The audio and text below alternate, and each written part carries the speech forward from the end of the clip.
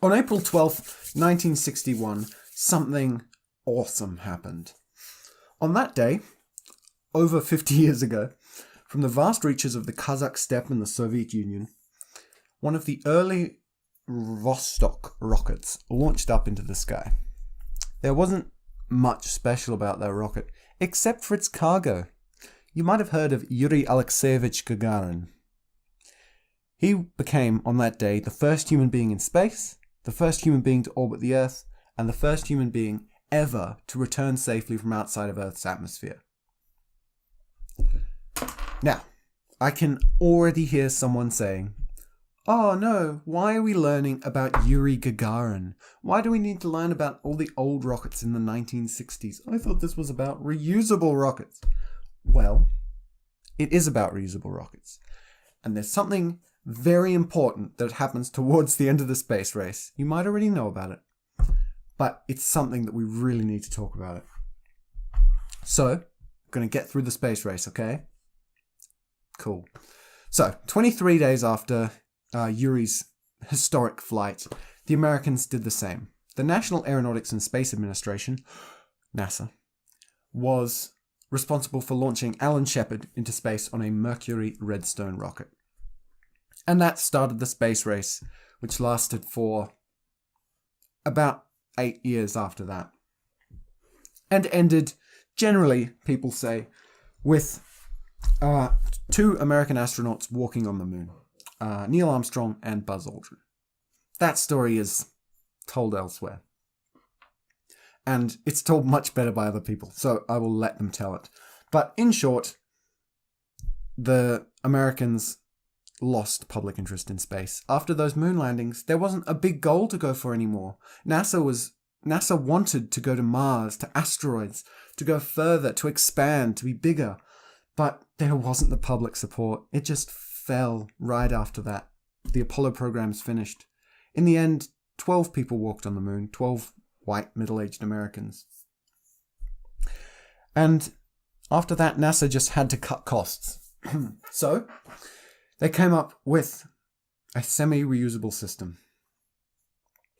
It was to be named the Space Transportation System, and it would employ an aircraft strapped to 2 big boosters and a fuel tank. And so once its mission was completed, it could jettison the boosters and then fly down on a runway like an aircraft. The STS quickly became known as the Space Shuttle. The Space Shuttle's first launch, STS-1, was on April 12, 1981. Exactly 20 years after Yuri Gagarin's first flight. April 12th is, fun fact, to this day, Human Spaceflight Day. So, go, have a party on April 12th. I'm sure it'll be fun. Have a human spaceflight party, like the nerd you are. Anyway. However, the space race wasn't over. Many would say that it ended with the moon landing, but the Soviets were still competitive, let's say. And so, when they saw the Americans developing the space shuttle, they said, "Get me some of that." And so, the Soviet Union actually began development of its own space shuttle. They would call it Snowstorm, or Buran.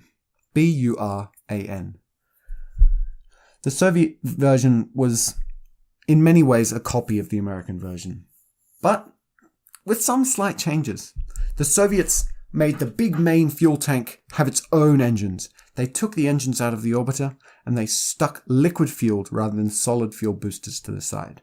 We'll talk about liquid versus solid later on in the course, but in short, solid boosters are inefficient and powerful, but liquid boosters are controllable and efficient. Not quite as powerful. Anyway, they made many changes to the American version and ended up with a vehicle that could fly by itself, which was an incredible feat at the time, next to the American shuttle, and could also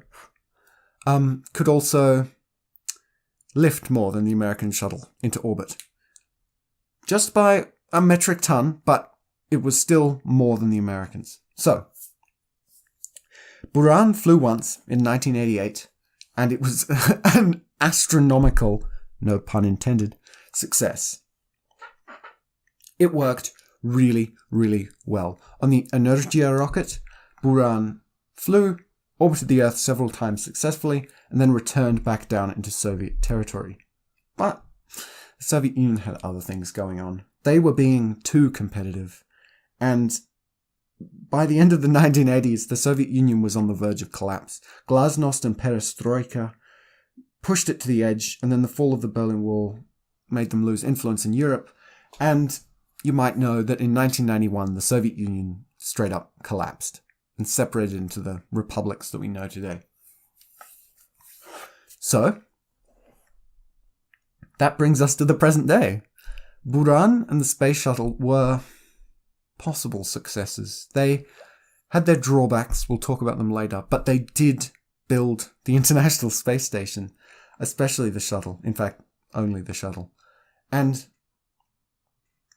they really did lay the groundwork for reusable systems in the future.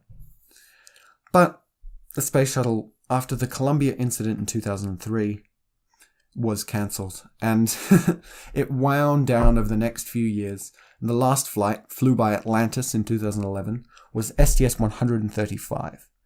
So nowadays, the only way to go to the space... The only way to go to the International Space Station is via the Russian Soyuz rocket. American politicians don't like that very much. They're willing to invest a lot into commercial space travel.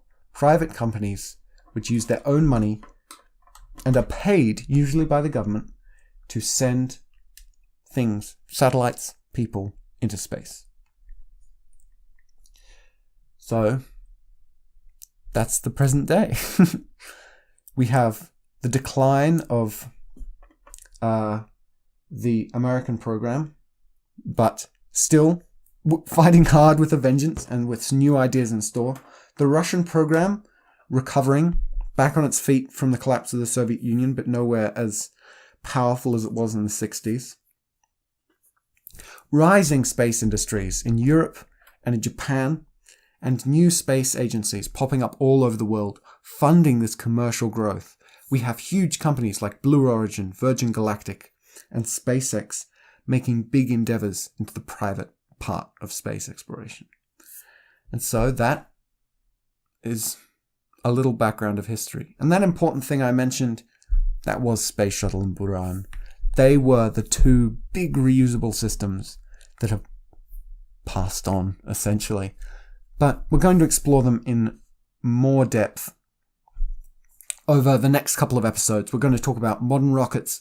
We're going to talk about reusable systems, especially the space shuttle, because it was an excellent idea. And many people still think that it could work today. So, thanks for listening.